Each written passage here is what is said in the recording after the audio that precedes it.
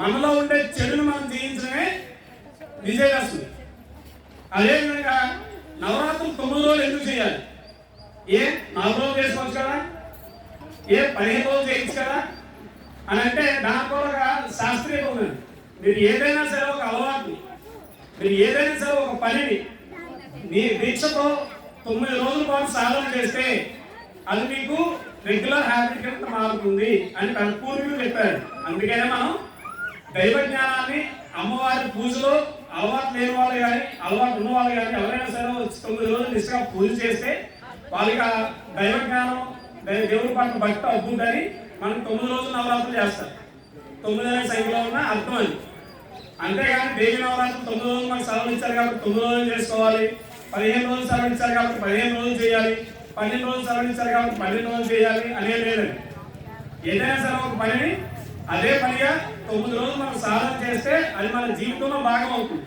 అది దైవ జ్ఞానమైనా మీరు చేయాలనుకునే పని అయినా. అందుకని మనం ఏ విషయమైనా సరే నవరాత్రులతో మొదలు పెడతాం. అదేవిధంగా ఈరోజు నేను రిఫర్ చేస్తున్న దాంట్లో ఏదో తెలిసి ఏదైనా పొరపాటు చెప్పుకుంటే కనుక నన్ను క్షమించాలి. అన్నపూర్ణ దేవి అవతారం గురించి ఒక 4 మాటలు చెప్తాను. అంటే మా బావగారు ఈరోజు ఏదో ఒక అవతారంతో మొదలుపెట్టు ఈరోజు బాగుంటుంది కదా అన్నదని చెప్పి అన్నపూర్ణాదేవి అవతారం గురించి నేను ఒక 2 ముక్కల్లో పుట్టని చెప్పి ముగిస్తాను. జనరల్గా మనకి పార్వతీ పరమేశ్వరులు ఉన్నప్పుడు వాళ్ళిద్దరి మధ్యలో సంభాషణ జరిగినప్పుడు పరమేశ్వరుడు ఏమంటాడంటే పార్వతీదేవితో సర్వం భక్తి ఉంటే సరిపోతుంది, ప్రపంచం అంతా భక్తిమయం అయితే సరిపోతుంది, భక్తి ఉంటే చాలు ఇంకేం అక్కర్లేదని చెప్తాడు సార్ పార్వతీదేవి. అప్పుడు పార్వతీదేవి గారు కోపగించుకొని అవునా సరే అయితే నేను చూస్తాను భక్తి ఎంతవరకు నిలబడుతుంది అనేది నేను చూస్తానని చెప్పి భూమండలం మొత్తాన్ని కరువు కాటకాలతో ముంచేస్తుంది. కరువు కాటకాలతో భూమండలం మొత్తాన్ని ముంచేస్తుంది. అప్పుడు ఈ పరమేశ్వరుడు భూమండలం మొత్తం తిరుగుతాడు. ఎక్కడ కూడా తాగడానికి నీటి చుక్క కానీ తినడానికి అన్నం దగ్గర దొరకదు.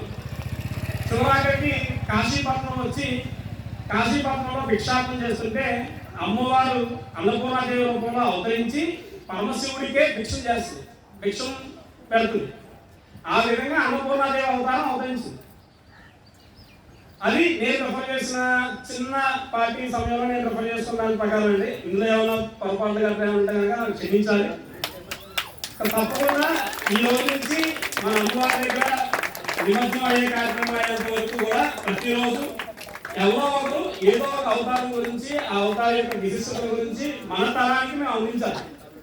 మన ముఖ్య ఉద్దేశం ఈరోజు పాల్గొనే 2 సంవత్సరాల నుంచి దేవి నవరాత్రులు చేస్తామంటే ఇక్కడ కూర్చొని భజన చేయడానికో లేకపోతే అమ్మవారి పూజ చేయడానికో కాదు. వీటితో పాటు మన తర్వాత తరాల వారికి ఏం అందిస్తున్నాం, మన తర్వాత తరాల వారికి ఏం చెప్తున్నాం.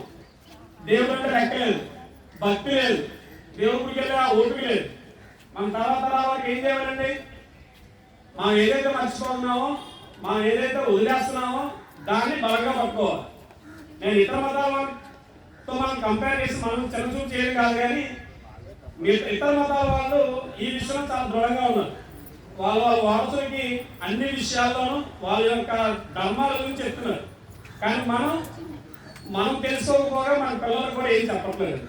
మెయిన్ అది నా ముఖ్య సారాంశం ఏంటంటే ఇంట్లో మాట్లాడిన దాంట్లో నేను చెప్పదలుస్తుంది. మా బావగారి ద్వారా మా అక్క ద్వారా వీళ్ళ పడే తప్పనికి నేను చెప్పదలుచుకున్నానంటే మీరు ఇక్కడ రాక అమ్మవారి సన్నిధికి వచ్చినా రాకపోయినా అమ్మవారి యొక్క విశిష్టతని మీ పిల్లలకి చెప్పాలి, మీ పిల్లలకి చెప్పాలి. మన తర్వాత తరాల వాళ్ళకి తెలిస్తేనే మన ఇంట్లో దీపం వెలుగుతుంది. మన తర్వాత తరాల వాళ్ళకి మనం చెప్పకపోవడం వల్ల వాళ్ళు ఏమనుకుంటారంటే ఒక ఫోటో ఫ్రేమే కదా, పండుగల యొక్క విశిష్టత తెలియదు. వరలక్ష్మి ఎందుకు చేస్తాం అంటే ఎవరికి తెలియదు, కానీ వరలక్ష్మి చేస్తాం. అసలు వరలక్ష్మి చేయడానికి కారణం ఏంటి తెలియదు.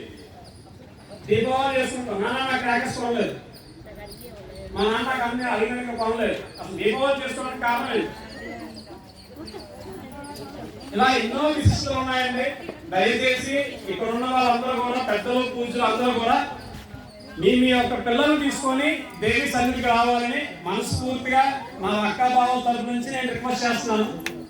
అందరూ ఇక్కడికి వస్తే మనం చర్చించుకోవచ్చు, వస్తున్నాం కానీ అమ్మవారు పూజ జరుగుతుంది, గన్నం పెట్టుకుంటున్నాం, ప్రసాదాలు తీసుకుంటున్నాం, కుదిరితే 4 పాటలు పాడుతున్నాం, వెళ్ళిపోతున్నాం. దానివల్ల మనం ఈ దేవి మండపం నుంచి మన ఇంటికి ఏం తీసుకెళ్ళగలుగుతాం అంటే ఏమి తీసుకెళ్ళ